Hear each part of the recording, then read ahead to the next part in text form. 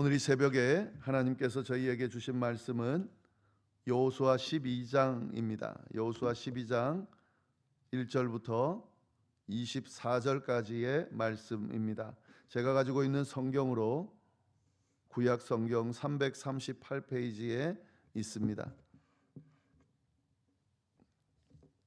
여호수아 12장 1절부터 24절까지 말씀 좀 길긴 하지만 그래도 우리 천천히 같이 봉독하도록 하겠습니다. 이스라엘 자손이 요단 저편 해돋는 쪽 곧 아르논 골짜기에서 헤르몬 산까지의 동쪽 온 아라바를 차지하고 그 땅에서 쳐 죽인 왕들은 이러하니라. 시온은 헤스본에 거주하던 아모리 족속의 왕이라.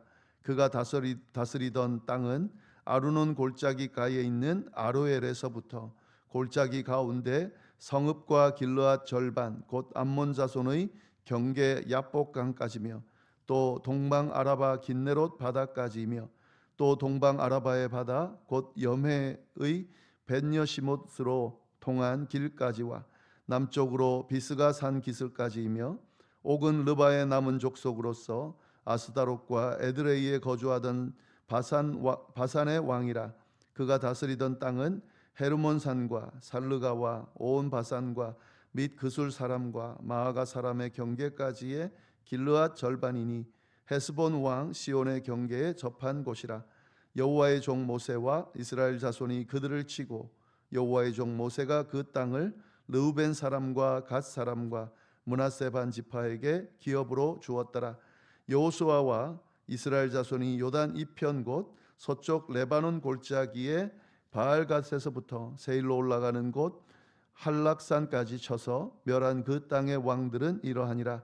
그 땅을 여호수아가 이스라엘 지파들에게 구분하여 따라 소유로 주었으니 곧 산지와 평지와 아라바와 경사지와 광야와 네겝 곧 헷 족속과 아모리 족속과 가나안 족속과 브리스 족속과 히비 족속과 여부수 족속의 땅이라. 하나는 여리고 왕이요 하나는 베델 곁에 아이 왕이요 하나는 예루살렘 왕이요 하나는 헤브론 왕이요 하나는 야르못 왕이요 하나는 라기스 왕이요 하나는 에글론 왕이요 하나는 게셀 왕이요 하나는 드빌 왕이요 하나는 게델 왕이요 하나는 호르마 왕이요 하나는 아랏 왕이요 하나는 림나 왕이요 하나는 아둘람 왕이요 하나는 막게다 왕이요 하나는 베델 왕이요 하나는 답부아 왕이요 하나는 헤벨 왕이요 하나는 아벡 왕이요 하나는 라사론 왕이요 하나는 마돈 왕이요 하나는 하솔 왕이요 하나는 시므론 무론 왕이요 하나는 악삽 왕이요 하나는 다아낙 왕이요 하나는 무기또 왕이요 하나는 게데스 왕이요 하나는 갈멜의 용르암 왕이요 하나는 돌의 높은 곳의 돌 왕이요 하나는 길갈의 고임 왕이요 하나는 디르사 왕이라. 모두 31 왕이었더라. 아멘. 네, 오늘 저희가 나눌 말씀은 여호수아 12장 전체 말씀입니다. 이 말씀을 보시면은 지금 여호수아가 역사적인 내용을 쭉쭉 기록하고 있는데 그 기록을 잠시 멈추고 가나안 땅을 차지하면서 정복한 왕들의 이름과 그들이 다스리던 땅의 목록들을 빼곡히 나열하고 있습니다.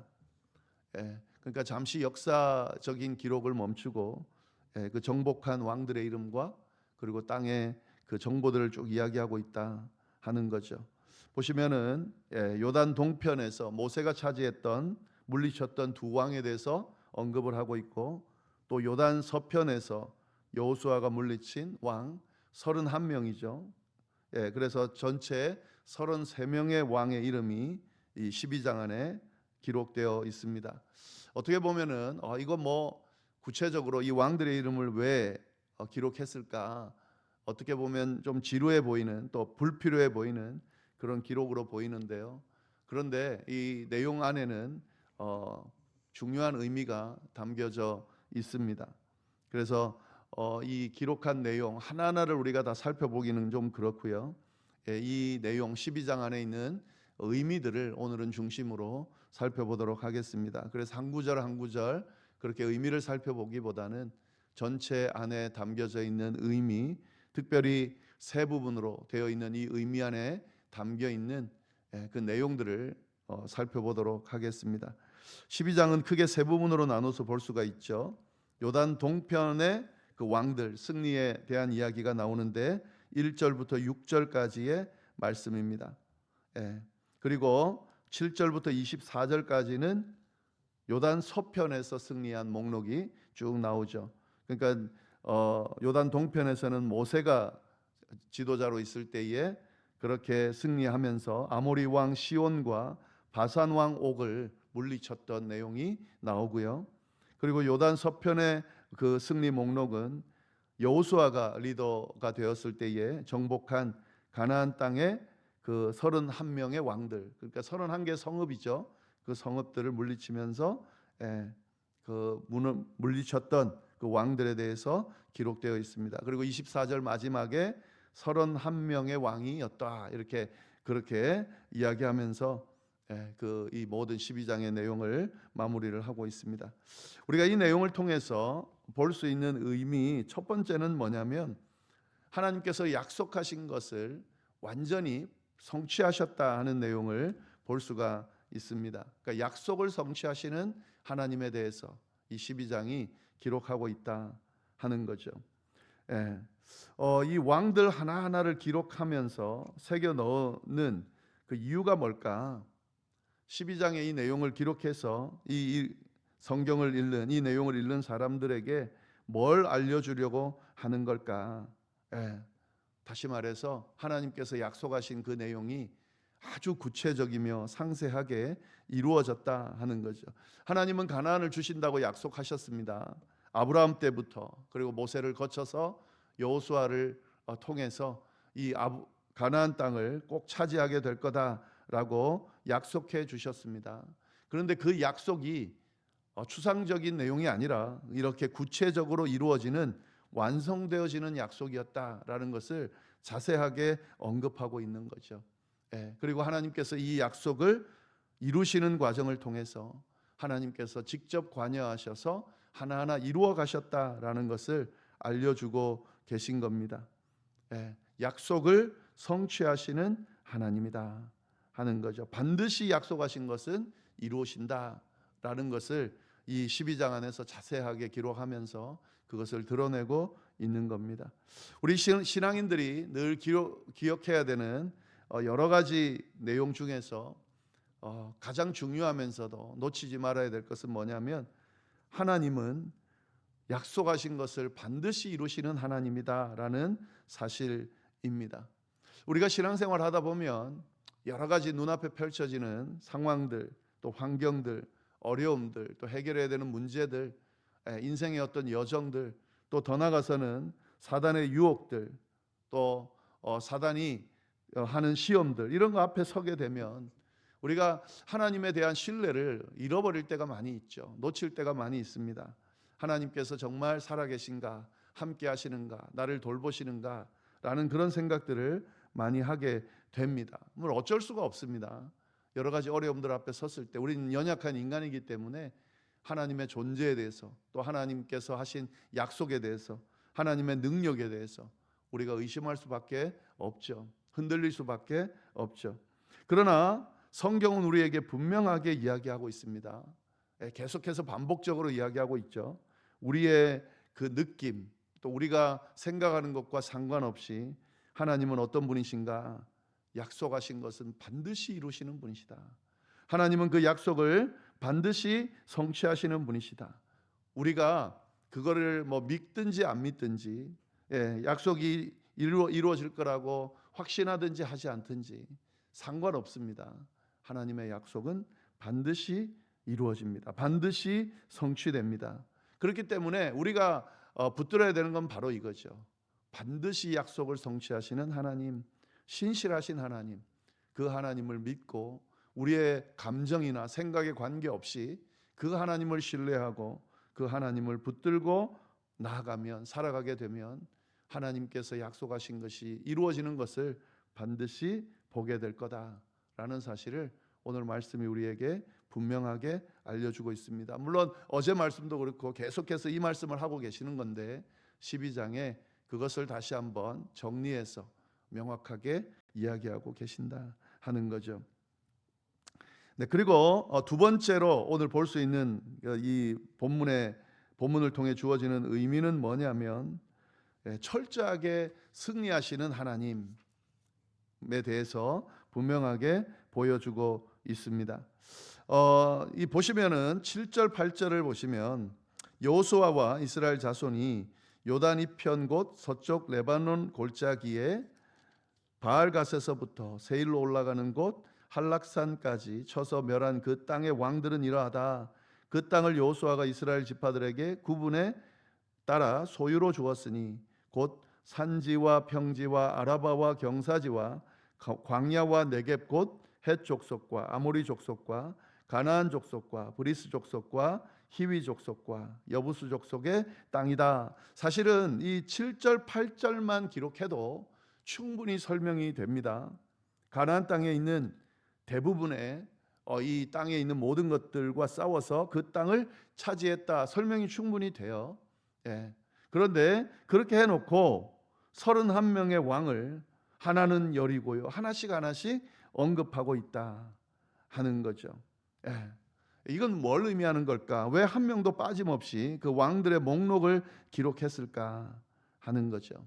이건 어떤 의미냐면 이 가나안 땅을 차지해서 정복했다라는 의미인데 사실은 이것보다 더 말하고 싶은 것이 있더라 하는 거죠. 그게 뭐냐면 이 31명의 왕들이 나눠져서 다스리던 땅 하나하나를 하나님께서 구체적으로 주셨다, 완전하게 주셨다라고 하는 그런 의미가 있는 겁니다.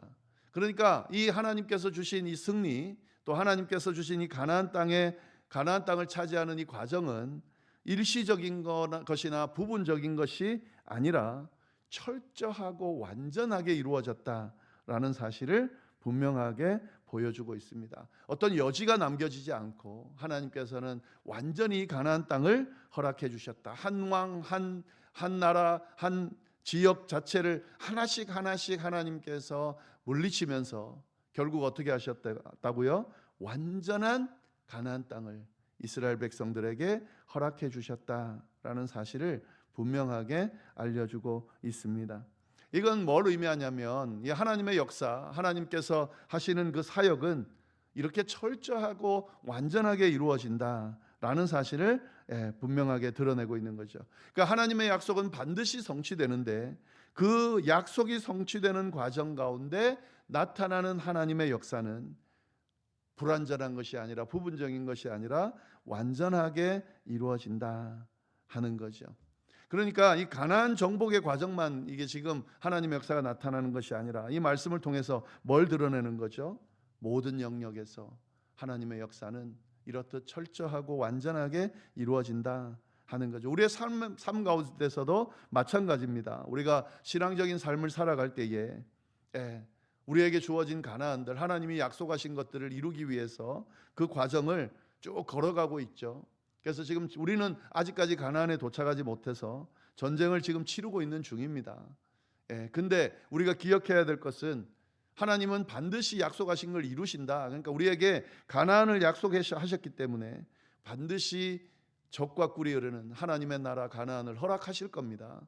그걸 믿고 나아가는데 근데 그때 하나님의 역사가 우리를 지키시고 인도하실 텐데 그 역사가 어떻게 이루어진다고요?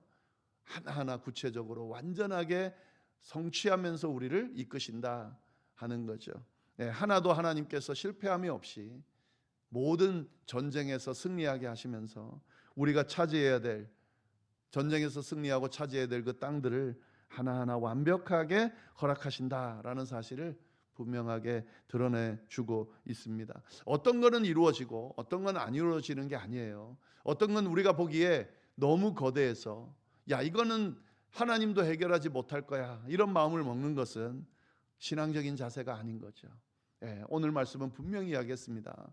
어떤 것이든 우리 눈앞에 아무리 크게 보이는 것이라도 하나님께서는 그것을 물리치셔서 우리로 하여금 승리하도록 이끄신다. 완전히 승리하도록 이끄신다. 그것이 바로 우리가 믿고 섬기는 하나님이다 라는 사실을 분명히 알려주고 있습니다. 네, 그리고 마지막으로 세 번째 오늘 본문을 통해 주는 의미는 뭐냐면 철저하게 하나님의 방법으로 이 승리가 이루어진다라는 사실을 우리에게 분명히 알려주고 있습니다. 지금 이 12장에 나오는 이 31명 플러스 동편에 있는 두 왕을 물리치는 이 과정 가운데 이런 결론을 얻기까지 어떤 과정이 있었는가? 우리가 지금 앞에서 계속 나눴었죠. 11장, 10장 우리 앞에서 나눈 내용은 뭡니까? 이런 열매를 얻기까지 뭘 지금 계속 알려주셨습니까? 하나님의 명령에 순종했냐 아니냐로 이것이 어떻게 결론 지어지는지를 알려주셨다 하는 거죠. 하나님의 명령에 순종하지 않았을 때 어떻게 됐습니까? 패배했거든요. 그런데 하나님의 명령에 순종했을 때 어떻게 됐습니까? 승리했다는 거죠.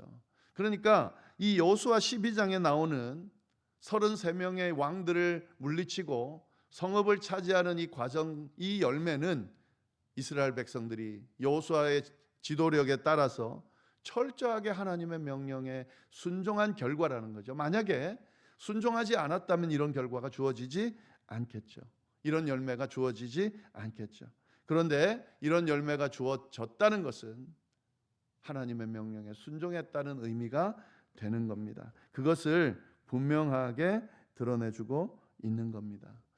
이 말씀을 통해 우리가 또 기억해야 되는 건 그거죠. 우리도 가나안 땅에 가기 위해서 끊임없는 전쟁을 치르고 있는데 결국 가나안 땅에 가서 승리의 열매를 맺기 위해서 우리가 계속해서 명심해야 되는 것은 하나님의 명령, 하나님의 말씀, 하나님의 율법 따라 순종하냐 아니냐를 잘 구분짓고 철저하게 하나님의 명령에 순종하는 삶을 살 수 있어야 된다. 그래야 이 명령에 순종한 열매로 우리에게 완벽한 가나안이 허락되어진다라는 말씀을 우리가 잊지 말아야 하겠습니다. 그래서 신앙생활 한다는 게 뭔가 저는 이렇게 한마디로 정의하고 싶은데 신앙생활을 한다는 것은 그리고 우리가 주님 앞에 설 때까지 믿음의 전쟁을 또 싸움을 행진을 해나가면서 우리가 명심해야 될 것은 뭐냐면 하나님의 명령에 철저하게 순종하냐 아니냐 이 싸움을 하는 거죠. 어떻게든 우리가 신앙훈련을 제대로 해가지고 하나님의 명령, 하나님의 말씀 따라 살려고 몸부림치려고 하고 그리고 그 과정에서 비록 실패하기도 하고 넘어지기도 하고 또 순종하지 않는 모습을 보이기도 하지만 결론은 어떻게 궁극적으로는 어떻게 하라고요? 끝까지 하나님의 명령을 붙들게 되는 그런 과정을 행할 수 있을 때 이 이스라엘 백성들이 가나안 땅을 차지한 것처럼 우리에게도 완벽한 가나안이 허락되어진다. 그것을 행하는 과정이 바로 우리의 신앙 여정이라는 것을 우리가 명심할 필요가 있습니다. 자꾸 여러 가지 일들이 생기면 자꾸 이 하나님 말씀 따라 살고 하나님의 명령 따라 사는 게 쉽지 않아지죠. 어려워집니다. 그리고 좀 나이가 들고 몸이 힘들어지고 하면 자꾸 게을러지죠. 그러나 끝까지 우리가 기억해야 될 것은 끝까지 하나님의 말씀 앞에 명령 앞에 순종하고 설 수 있어야 된다. 끝까지 그렇게 하나님 앞에 순종하는 모습을 보일 때 그때 하나님께서 완벽한 열매를 허락하신다. 기억하면서 우리의 신앙을 잘 추스르고 또 세워갈 수 있어야 하겠습니다. 기도하겠습니다. 하나님 아버지 참으로 감사합니다. 오늘 또 귀한 말씀을 통하여서 우리의 신앙생활을 어떻게 해야 하는지를 다시 한번 또 점검하게 하시니 참으로 감사를 드립니다. 약속하신 것은 반드시 이루시는 하나님, 그 하나님 바라보면서 그 주님의 약속을 붙들고 우리에게 주어진 신앙 여정을 살아가는 우리가 될 수 있도록 인도하여 주옵소서. 하나님의 역사는 부분적이거나 일시적이지 않고 완전하고 구체적으로 이루어진다, 완성되어진다. 이 능력의 하나님 붙들고 주님 그 하나님을 따라가는 저희가 될 수 있도록 인도하여 주옵소서. 하나님께서 주신 이 모든 약속들이 성취되어지는 이 과정을 통해서 하나님께서 우리에게 무엇을 기대하시는지를 분명하게 알게 하시고 주님께서 주님 주신 이 명령대로 율법대로 말씀대로 우리에게 주어진 삶을 삶으로 말미암아 하나님께서 주시는 귀한 열매를 우리 다 받는 저희가 될 수 있도록 주여 인도하여 주옵소서. 주님의 명령을 따르지 못하도록 하는 그 모든 것들은 다 사라질 수 있도록 주여 인도하여 주시고 온전히 주님만 바라보며 살아가는 저희의 삶이 되도록 주여 역사하여 주옵소서. 감사하며 이 모든 말씀 예수님의 이름으로 기도드립니다. 아멘.